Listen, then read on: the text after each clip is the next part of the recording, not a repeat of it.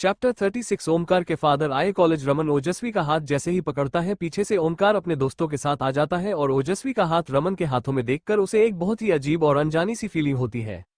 अचानक से इस तरह रमन के हाथ पकड़ लेने से ओजस्वी भी थोड़ा सा हैरान होती है और वह अपना हाथ छुड़ाने की नाकाम कोशिश करते हुए बोलती है, यह क्या बदतमीजी है, छोड़ो मुझे, तुम्हें समझ नहीं आता, मुझे तुमसे कोई बात नहीं करनी है, जाने दो। रमन इस बात पर ओजस्वी को थोड़ा सा खुद के करीब खींचते हुए बोलता है, वैसे अभी मेरी बात खत्म नहीं हुई थी, और क्या तुम्हें पता है जिस तरह तुम मुझसे बात करती हो ऐसे किसी की हिम्मत नहीं है मुझसे बात करने की। क्या तुम्हें इस बात का जरा भी डर नहीं लगता कि कहीं मैं भी तुम्हें अपना टारगेट न बना लूं, बिल्कुल ओमकार की तरह। ये बात सुनकर ओजस्वी कुछ भी बोल पाती थी उसके पहले ही ओमकार बहुत ही स्पीड में आकर रमन के हाथ से ओजस्वी का हाथ छुड़ा देता है और ओजस्वी का हाथ खुद पकड़ते हुए रमन से बोलता है, जी नहीं, तुम अच्छी तरीके से जानते हो कि मेरे गेम में तुम्हारी कोई जगह नहीं है और तुम्हारे गेम में मेरी कोई जगह नहीं है। फिलहाल तो अभी यह मेरे निशाने पर है, तो बेहतर तुम्हारे लिए यही होगा कि इससे दूरी बनाकर रखो। रमन इस बात पर कुछ भी बोल पाता कि ओजस्वी अपना हाथ ओमकार के हाथ से छिटक कर छुड़ाते हुए बोलती है, तुम्हारे लिए भी यही बेहतर होगा कि तुम मुझसे दूर रहो, और तुम होते कौन हो ये डिसाइड करने वाले कि कौन मेरे पास रहेगा और कौन दूर। भगवान के लिए तुम दोनों ही मुझसे दूर रहा करो। इस बात पर रमन और ओमकार एक साथ एक स्वर में बोलते हैं, चुप हो जाओ तुम। उन दोनों की यह बात सुनकर ओजस्वी पैर पटकते हुए बड़बड़ाते वहां से कैंटीन की तरफ निकल जाती है। पता नहीं क्या समझते हैं ये दोनों खुद को, ये दोनों आखिर होते कौन है मेरी जिंदगी में दखलंदाजी करने वाले। यह मुझे ऐसा महसूस कराते हैं जैसे मैं इन दोनों की गुलाम हूं, पता नहीं क्या प्रॉब्लम है। इधर ओजस्वी के जाने के बाद रमन थोड़ा सा मुस्कुराता है और फिर ओमकार से बोलता है, तू इतना अनकंफर्टेबल क्यों हो रहा है? तूने तो उसे टारगेट किया है परेशान करने के लिए, लेकिन निर्यात तो ऐसे कर रहे हो जैसे वो तुम्हारी गर्लफ्रेंड हो, कहीं कोई दूसरा सीन तो नहीं चल रहा है जो किसी को नजर ना हो रहा हो। ओमकार इस बात पर बोलता है, मेरे और उसके बीच में क्या चल रहा है इससे तुझे कोई लेना देना नहीं होना चाहिए, लेकिन तेरा उस लड़की ने इतना इंटरेस्ट देखकर मैं ये जरूर कह सकता हूँ शायद कोई सीन तो तुम्हारा चल ही रहा है उसके साथ, राइट? इस बात पर रमन ओमकार को ताना मारते हुए बोलता है, नहीं, ये डबल गेम खेलना, एक साथ कई चेहरे रखना, धोखेबाजी, गद्दारी, रिश्तों का मजाक बनाना, यह मेरा स्टाइल नहीं है, ये तेरे ऊपर ही सूट करता है। ओमकार इस पर बोलता है, जुबान संभाल कर, कहीं ऐसा ना हो कि दोबारा बोलने लायक ना बचे तू। ओह, मैं ये कैसे भूल गया कि दिन में जब तक तू चार पंच मेरे ना खाली तेरा दिन कहाँ पूरा होता है। चुपचाप अपना काम कर और मेरे काम में टांग अड़ाने की जरूरत नहीं है। इतना बोलने के बाद उनका रमन को घूरते हुए आगे कैंटीन की तरफ निकल जाता है। रमन वहीं खड़े खड़े थोड़ी देर ओमकार के बारे में सोचता है और फिर वह भी कैंटीन की तरफ ही आने लगता है। इधर ओजस्वी श्रेया और माहिरा के साथ जिसके बल पर बैठी होती है, जस्ट उसकी बगल वाली टेबल पर ओमकार अपने दोस्तों के साथ बैठ जाता है। हर पीछे पीछे राहुल भी आता है, काफी डरा सहमा सा। ओमकार उसे आंखों से इशारा करता है कि जाओ और जाकर ओजस्वी से बात करो पार्टी के बारे में। राहुल उनकी बात मानकर ओजस्वी के टेबल पर एक कॉफी लेकर बैठ जाता है। ओजस्वी उसे देखते ही बोलती है, oh so sorry, wish you very happy birthday dear Rahul. Shreya और माहिरा भी उसे बर्थडे विश करते हैं। उनकी विशेष सुनकर राहुल काफी शर्मिंदा होता है, लेकिन बेचारा कर भी क्या सकता था, ओमकार की बात मानने के अलावा उसके पास दूसरा कोई रास्ता नहीं था। राहुल थोड़ा सा घबराते हुए खुद को संभालता है और फिर बोलता है, तो तुम लोग पार्टी में आ रहे हो ना? मैंने तुम लोगों को लोकेशन सेंड कर दी है, प्लीज कैंसिल नहीं होना चाहिए क्योंकि तुम लोगों के अलावा मेरा कोई अच्छा दोस्त भी तो नहीं है।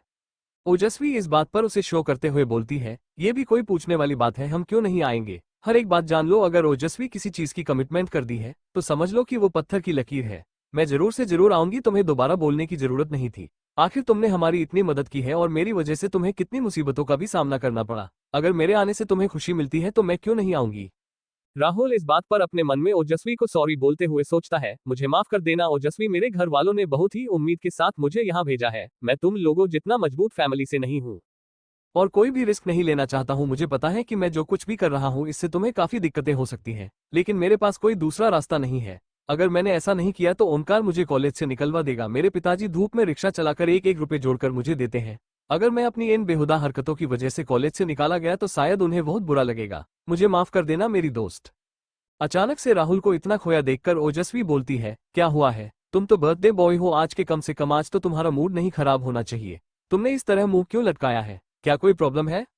ओजस्वी के इस सवाल पर राहुल एक बार ओमकार की तरफ देखता है और फिर एक अनचाही सी स्माइल के साथ बोलता है, नहीं कुछ नहीं, बस ऐसे सोच रहा था अगर घर में होता तो सुबह से कितना एंजॉय किया होता। माहिरा इस बात पर बोलती है, ओह बेचारा घर मिस कर रहा है। कोई न, हम लोग मिलकर शाम को एंजॉय करेंगे, देखना बहुत मजा आने वाला है। सब आपस में बातें कर ही रहे होते हैं कि तभी ओमकार उठकर ओजस्वी की तरफ बढ़ता है। उसे अपनी तरफ आता देख ओजस्वी थोड़ा सा परेशान तो होती है, लेकिन वो खुद को काफी शांत दिखाने की कोशिश करते हुए उसे इग्नोर कर देती है। ओमकार उसके पास पहुंचा कि उसके पहले ही एक लड़का कैंटीन में आकर ओमकार को बुलाते हुए बोलता है, ओमकार तुम्हारे फौदा आए हैं, तुम्हें बुला रहे हैं। अचानक से यह बात सुनकर ओमकार रुक जाता है और सोचने लगता है कि इस तरह बिना बताए अचानक उसके पिताजी क्यों आ गए हैं, क्या कोई बात हुई है क्या। यह न्यूज़ सुनकर तो ओजस्वी भी काफी खुश हो जाती है और ओमकार फौरन कैंटीन से निकल के अपने फादर से मिलने के लिए बाहर चला जाता है। उसके दोस्त भी पीछे पीछे निकल जाते हैं। इधर ओजस्वी खुश होते हुए होती है, लड़कियां चलो चलकर तमाशा देखते हैं, अब आए गाना मजा, देखो आज इसकी कैसे बैंड बजती है।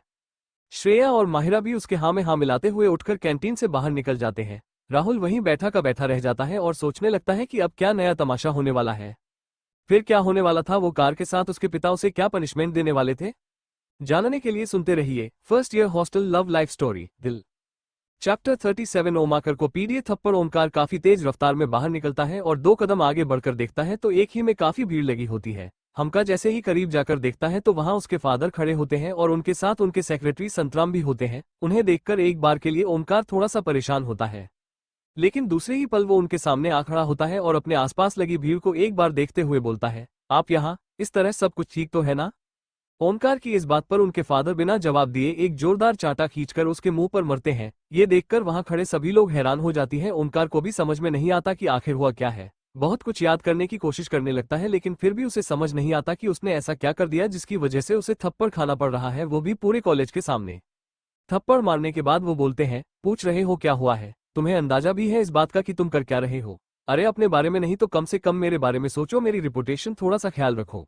मैंने तुम्हें थोड़ी सी आजादी कह दी, तुम तो मेरे सर पर चढ़कर नाचने लगे हो। अब तुम इतने भी छोटे बच्चे नहीं होगी, तुम्हें इस चीज में भी फर्क बताना पड़ेगी, तुम्हें क्या करना चाहिए और क्या नहीं। ओमकार अभी भी कंफ्यूज था कि आखिर वो किस बारे में बात कर रहे हैं। उसने तो ऐसा कुछ भी नहीं किया था जिससे कोई इतना बड़ा बतंगड़ बनता। वो सवाल भरी नजरों से दोबारा अपने पिता की तरफ देखता है।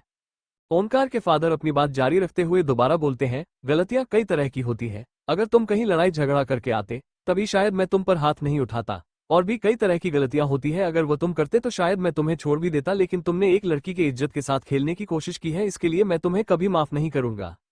ओमकार इस बात पर अपनी सफाई पेश करते हुए बोलता है, लेकिन मैंने सच में कुछ नहीं किया है, आज तक मेरा किसी लड़की के साथ कोई सीन नहीं है, आप ऐसा कैसे कह सकते हैं। ओमकार के फादर चिल्लाते हुए उसे चुप कराकर बोलते हैं, बस बहुत हुआ, अभी एक और शब्द नहीं सुन लूंगा मैं, कोई लड़की इस तरह से झूठ तो नहीं बोलेगी। आगे चलकर कल तुम्हें मेरी जगह लेनी है, मेरी एक बात ध्यान से सुनो और अपने दिमाग में बैठा लो। जनता एक भ्रष्ट नेता बर्दाश्त कर सकती है लेकिन कैरेक्टरलेस नहीं, इसलिए अगर किसी लड़की की इज्जत नहीं कर सकती हो तो लड़कियों से दूर ही रहा करो। तुम्हें किसी भी लड़की के साथ अगर मैंने देखा तो मुझसे बुरा कोई नहीं होगा।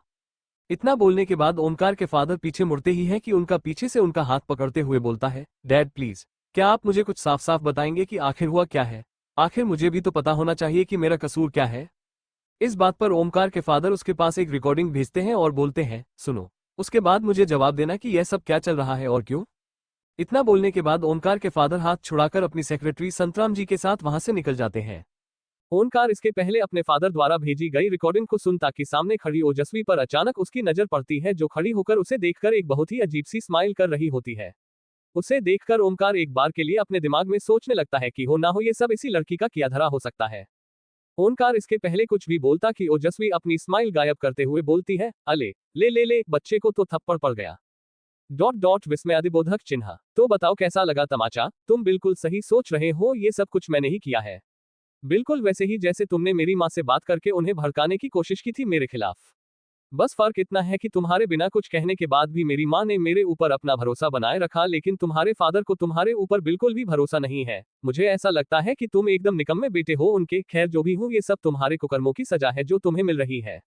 ओंकार और उसके दोस्त हैरान होकर ओजस्वी को देखने लगते हैं, लेकिन इस बार ओंकार कोई भी एक्शन लेने से पहले अपने आप को बहुत ही शांत कर लेता है। ये जानने के बाद भी कि यह सब कुछ ओजस्वी ने किया था, वह अपने अंदर चल रहे तूफान को एकदम से बाहर आने से रोक लेता है।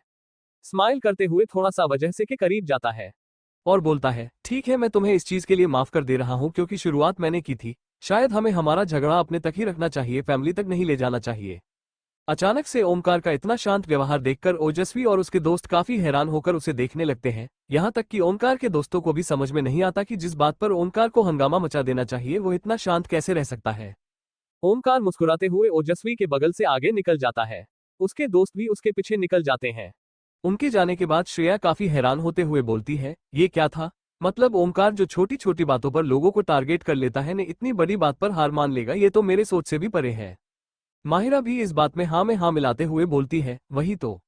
ओजस्वी भी थोड़ी देर सोचने के बाद बोलती है, मैंने भी ये एक्सपेक्ट नहीं किया था कि ये लड़का किसी भी सिचुएशन में इतना शांत हो सकता है। इतने से पीछे से रमन की आवाज आती है, इस गलतफहमी में न रहना कि वो इतनी बड़ी बात को इग्नोर करेगा। पूरे कॉलेज के आमने थप्पड़ पड़ा है उसे, तुम्हें इतनी आसानी से नहीं छोड़ेगा वो। ओजस्वी इस बात पर थोड़ा सा सोचती है और फिर रमन की बातों का जवाब देती है, जी बहुत शुक्रिया आपका इतना बढ़िया सुझाव देने के लिए, लेकिन ये मुझे पहले से ही पता है, और अगर मुझे अपनी परवाह होती तो मैं ये सब करती ही नहीं। इतना बोलने के बाद ओजस्वी वहां से चली जाती है। इधर ओमकार वहां से तो खुद को काफी खुश दिखाते हुए चला आता है और यहाँ सीधे वॉशरूम में जाकर आईने के सामने आता है और गुस्से में खुद को देखते हुए बोलता है, ओजस्वी ओजस्वी ओजस्वी, ये तुमने अच्छा नहीं किया ओजस्वी, मेरे साथ माइंड गेम खेलना तुम्हारे लिए बिल्कुल भी अच्छा नहीं था। अब बारी मेरी है, तुमने मेरे साथ माइंड गेम खेला और मैं अब तुम्हारे साथ हार्ड गेम खेलूंगा। अब तो बस देखती जाओ, शुरुआत तो आज से ही होने वाली है।